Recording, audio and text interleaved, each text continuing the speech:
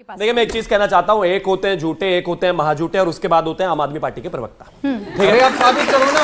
अब देखिए, अब मैं कर रहा हूं, मैंने कहा था बोलेंगे नहीं बीच में, मैंने तो नहीं बोला, करो, मैंने आपको निवेदन झूठा साबित कर दिया। मेरा निवेदन है, मैं बीच में नहीं बोलूंगा। मैंने शुरुआत में कहा था कि मैं बीच में नहीं बोलूंगा, मैंने आपके सामने कहा था, आप सब आई विटनेस है, मैंने कहा था बीच में नहीं बोलेंगे। दूसरा एक और तथ्यों पे साबित भैया एक काम करो, चुनौती दे रहा हूं, मुझे झूठा चुनौती स्वीकार कर ली, लेकिन सुनना तो पड़ेगा ना उसके लिए। रुकिए जरा, नहीं कर पाओगे, ये फिर देखिए अपने आप ही कह रहे हैं चुनौती स्वीकार अच्छा, करो, ठीक है, अपने आप ही कह रहे हैं सुनिए नहीं कर जरा। पाओगे, अब सुन लीजिए बोलने जरा। भी नहीं दे रहे, परेशान भी कर पाओगे आप।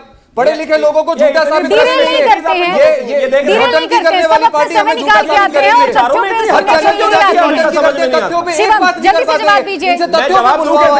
तथ्यों पे ही बोलो बात। आप।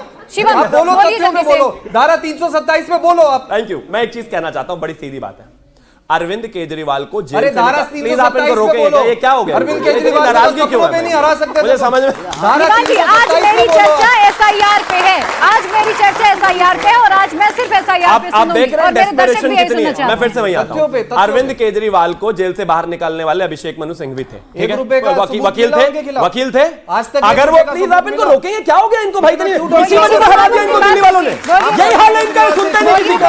मैं ऐसे बोलना ही नहीं अरविंद चाहता। केजरीवाल से इतना क्यों डरते हो आप? अरे हम डरते हैं, इतना हार डर- के बेचारे पंजाब में बैठे हुए, दिल्ली तक आ नहीं पा रहे, कह रहे हम डरे हुए हैं। आप लोग आपस में कर लीजिए, अरे डरो मत यार। तब तक मैं अमीन खान जी का जवाब सुन लेती हूँ। तब तक अमीन मैं खान बोलते जी। चले अमीन जाऊंगा, खान जी। जनता ताली बजाती चली जाएगी, कोई लाभ नहीं है। सबको आप बोलिए, भी मैं अल्टीमेटली पूरा जॉनी लीवर ही बोलूंगा। साबित हो जाएंगे। रुक जब जाइए, मैं आपकी अपने बारी समय में आएगी, बोल आप रहा हूं। बोलिएगा प्लीज।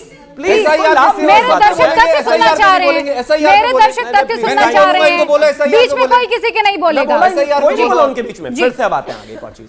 पीपल्स रिप्रेजेंटेशन एक्ट 1951 के तहत चुनाव आयोग को पूरे तरीके से अधिकार है कि वो एसआईआर कंडक्ट कर सके इस देश में पहले भी। बिल्कुल झूठ। प्लीज आप इनको रोकेंगे क्या? बिल्कुल अपने गलत समय है। में बोले ना ये This is a ये wrong क्या हो fact. गया इनको? सर आप लोग आपस में प्रिया कर जी, लीजिए, मैं please, दूसरे wrong मेहमानों fact. की बातें सुन लेती हूँ तब तक। अगर आप लोगों को ऐसे डिबेट करनी है तो मैं दूसरे मेहमानों को चार लोगों के बीच में नन्हे मुन्ने बच्चे को क्यों उठा लाया? आप कंट्रोल ही नहीं हो रहा इस आदमी को। अरे कोई बात नहीं। शिवम आप भी भाई मैं अपने समय में बोला, आप अपने समय में बोल रहे हैं। मैं सारा गलत बोल रहा हूं, मान लिया, आप अपने आप साबित कर देना। अब आगे आता हूं। इस देश में पहले भी 8 बार एसआईआर हो चुका है। एसआईआर की प्रक्रिया में पूरे तरीके से पारदर्शिता अपनाई गई, इसके बाद ही सारी चीजें बेहतर तरीके से चली है। बावजूद उसके इस देश के तमाम लोग जो हैं, पहले जब बिहार में एसआईआर हो रहा था उसको लेकर सुप्रीम कोर्ट गए थे कि यह प्रोसेस बिल्कुल गलत है, नहीं होना चाहिए, रोका जाना चाहिए। सुप्रीम कोर्ट ने रोकने से मना कर दिया। उन्होंने एक आधार कार्ड जरूर ऐड किया, लेकिन उन्होंने एसआईआर की प्रक्रिया को रोका नहीं। उसके बाद 12 राज्यों में जो है फिर से एसआईआर की प्रक्रिया को लागू किया गया, वो बादस्तूर चल रही है। अब ये अपने आप को बाबूजी कह रहे हैं कि मैं सुप्रीम कोर्ट से भी बड़ा हूं, आपको कुछ नहीं पता। अरे तो सुप्रीम कोर्ट को तो पता होगा ना। आगे प्लीज थोड़ी देर और रुक जाइए, प्लीज थोड़ी देर और रुक जाइए। अब इनका वोट चोरी का केस पंजाब में अभी परिषद के चुनाव हुए, वहां पर कांग्रेस कह रही है आम आदमी पार्टी वालों ने वोट चोरी किए हैं। दो जवाब अब इनको। ये आप वोट चोर है क्या? बताओ भाई, ये रहा पंजाब में कह रही है कांग्रेस आम आदमी ने वोट चोरी किया है। अब ये साबित तो कोर्ट में ही होगा ना। अगर वोट चोरी हुई है कोर्ट में जाओ साबित कर दो। चुनाव आयोग का क्या प्रोसेस है, सुप्रीम कोर्ट को क्या राइट्स है, चुनाव आयोग के पास क्या राइट्स है? एक मिनट, जरा लीगल आप बता रहे हैं तो लीगल टर्म्स में भी समझ लेते हैं सर। देखिए प्रिया जी, जहां तक अभी एक सवाल ये कहा गया था कि इलेक्शन कमीशन को कोई राइट नहीं है और हर बात संविधान के अंतर्गत पार्लियामेंट को राइट है पूरा। I agreed. जहां तक सवाल है सुप्रीम कोर्ट का या इलेक्शन कमीशन ऑफ इंडिया का, संविधान का काम है, पार्लियामेंट का काम है संविधान बनाना और उसको लागू करना। इन एजेंसीज का काम है, चाहे वो न्याय की प्रक्रिया हो सुप्रीम कोर्ट का है, और इलेक्शन की प्रक्रिया हो तो इलेक्शन कमीशन ऑफ इंडिया का है। इलेक्शन कमीशन ऑफ इंडिया पहले भी कराता रहा है, ऑन रिकॉर्ड है, और कभी भी इस तरह की कोई चिट्ठी नहीं दी गई, किसी को बताया नहीं गया। इलेक्शन कमीशन अपने आप में एक सक्षम कमीशन है, वो बैठ के बात करता है, विचार करता है और करने के बाद अपने नियम को लागू करता है। देखा गया, ठीक है सर, और पाया गया कि लोग उस पे आरोप लगा रहे हैं कि लिस्टें गलत की गई हैं, जिसमें इनके एलओपी जो थे, राहुल गांधी ने कहा था, पार्लियामेंट के अंदर भी ये कहा गया और हर जगह ये कहा गया कि 50 लाख वोट ऐड किए गए महाराष्ट्र में और उनके रूलिंग पार्टी के और अपोजिशन के काटे गए। इसीलिए इलेक्शन कमीशन ने विचार करने के बाद एसआईआर प्रक्रिया लागू की, जिसका रिजल्ट आप देख रहे हैं। फॉर एग्जाम्पल बिहार का देखिए, 65 लाख वोट काटे गए, एक भी वोट वाला नहीं आया, गलत किया गया। और अगर है तो फिर समय है, आपत्तियां दर्ज कराइए, सबूत लेकर जाइए। प्रोफेसर धर्मेंद्र, ईवीएम का विरोध हुआ, अब उसके बाद आप लोगों ने चुनाव आयोग तक को नहीं छोड़ा, उनका भी विरोध कर दिया।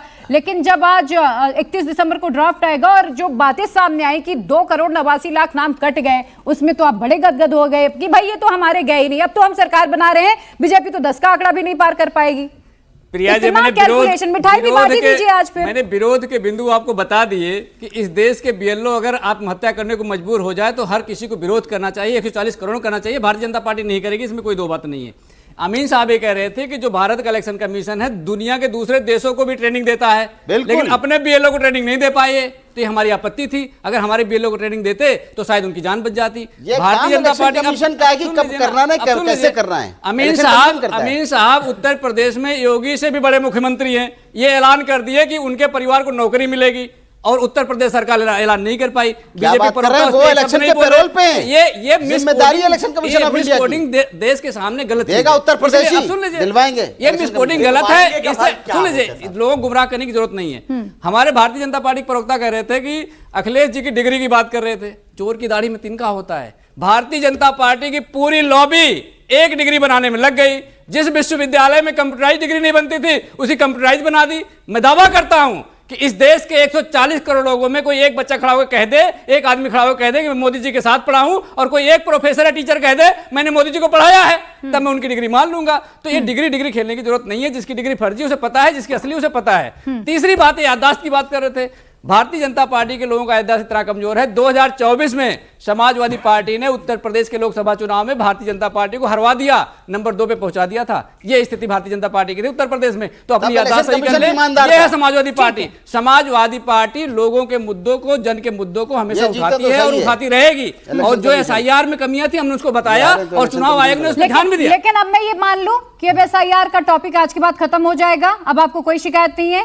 अभी दावे और आपत्तियां आई हैं। फॉर्म 6 भरा जाना है। मान लीजिए समाजवादी पार्टी के कार्यकर्ताओं ने 100 फॉर्म भरा और समाजवादी पार्टी के 100 फॉर्म में 20 फॉर्म जमा हुए और भारतीय जनता पार्टी के 100 फॉर्म जमा हुए, 100 में 100 जमा हो गए। अच्छा, अभी भी एक आपत्ति और बताता हूँ, टेक्निकल आपत्ति बताता हूँ। हार के बाद जो बीएलओ की SIR में ट्रांसफर की जा सकती है, ऐसी बात नहीं। जो बीएलओ को ट्रेनिंग नहीं दी गई है उसका मैं आपको एग्जांपल बताता हूँ। ABS इंजीनियरिंग कॉलेज गाजियाबाद में है।